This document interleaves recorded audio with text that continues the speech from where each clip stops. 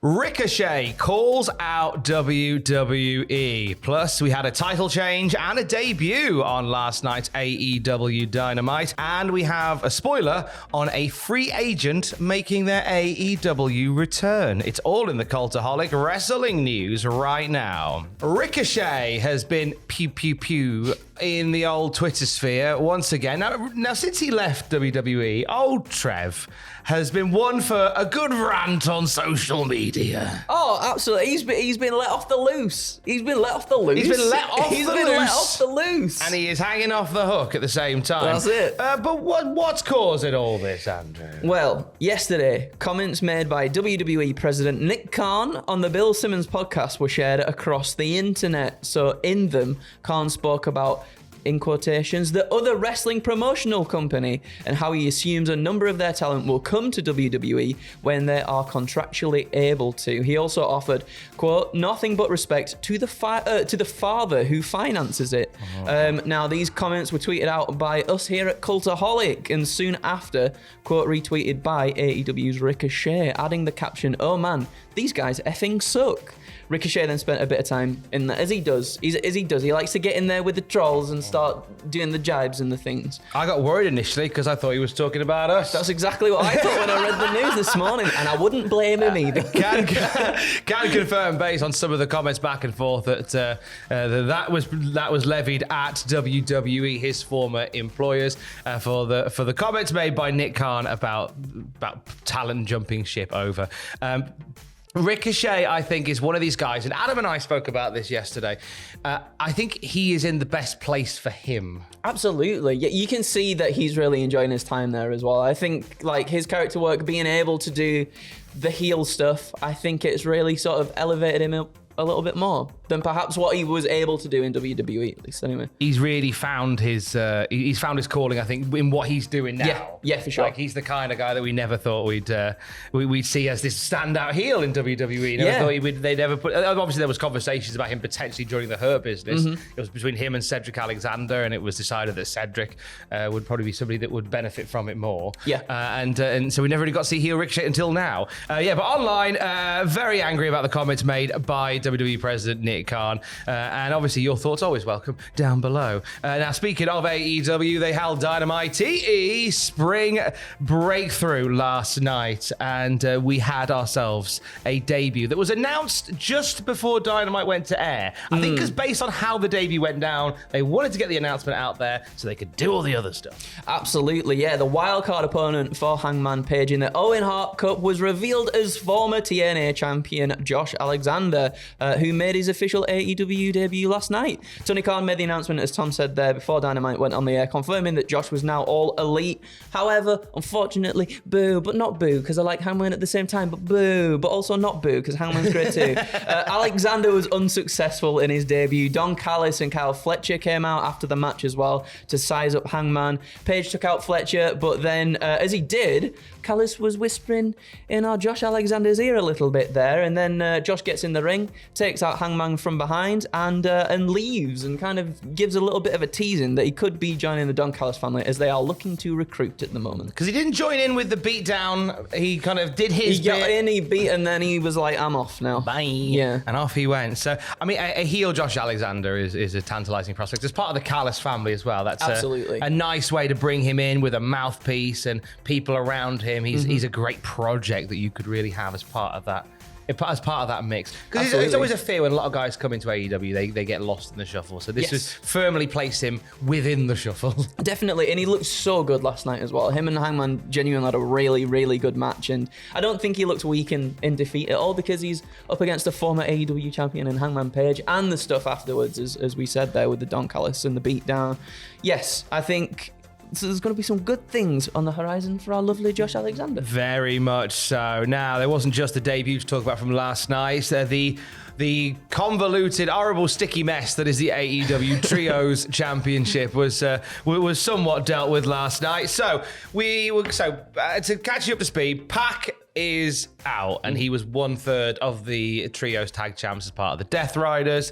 So it was determined by AEW that Jon Moxley will replace him as Trios Champion, providing they get past their first title defense against the Ops, or rather their next title defense against the Ops on Dynamite Spring Breakthrough.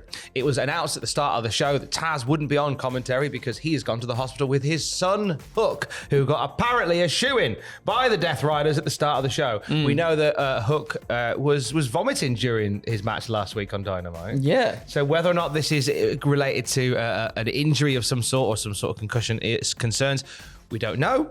But it's one we'll keep an eye on. Either way, Hook wasn't there, but it was decided that the match would go ahead with the Ops choosing themselves a new partner. And boy, howdy, did they find themselves a good replacement partner in Powerhouse Hobbs. Oh, what a replacement. So happy for the man. And it led to quite the chaotic main event on Dynamite, as these Death Rider segments are wont to be. It saw the Young Bucks look to get involved, and they got equalized by Swerve with a stomp off the barricade. We saw Marina Shafir get involved with a steel chair, only to be neutralized by Willow Nightingale, and it led to Samoa Joe putting the Kahita clutch on Jon Moxley and knocking him out, and that gave the win to the Ops, new Trios champions. I genuinely wasn't expecting it. It was so good. And sort of, we'll tell you what happened after the show as well. So after the show, Samoa Joe revealed that he's won all his major titles in Massachusetts, and then invited all the wrestlers in the ring to party.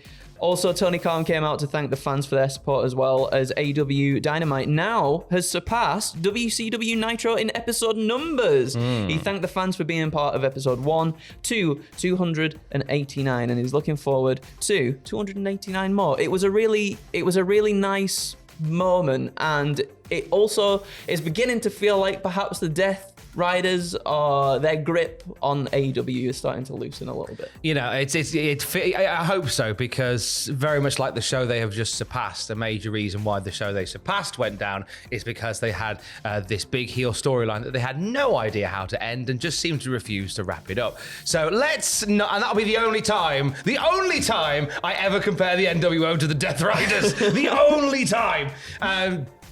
So I think that maybe there's a mistake to be learned from there. Let's start to wrap this up and let's get a finish to it. I think Joe submitting Mox is by design. I think that at some point maybe we get a Mox Joe match. Oh, yeah. I mean, we've got Swerve coming up before that, though. Yes, there's a few things. This whole sort of like brawl and how it all sort of broke down towards the end made me think that perhaps we're working towards a blood and guts match at some point with them all involved. That's a good shout, actually. 'Tis the season. And maybe because we've got, is it Double or Nothing before All In? I feel like I might be wrong. Tell me down in the comments if I'm wrong. But before we get to All In, where I think Jon Moxley might drop the title, there is a spot there for Moxley to have a defense against maybe Samoa Joe, as you mentioned.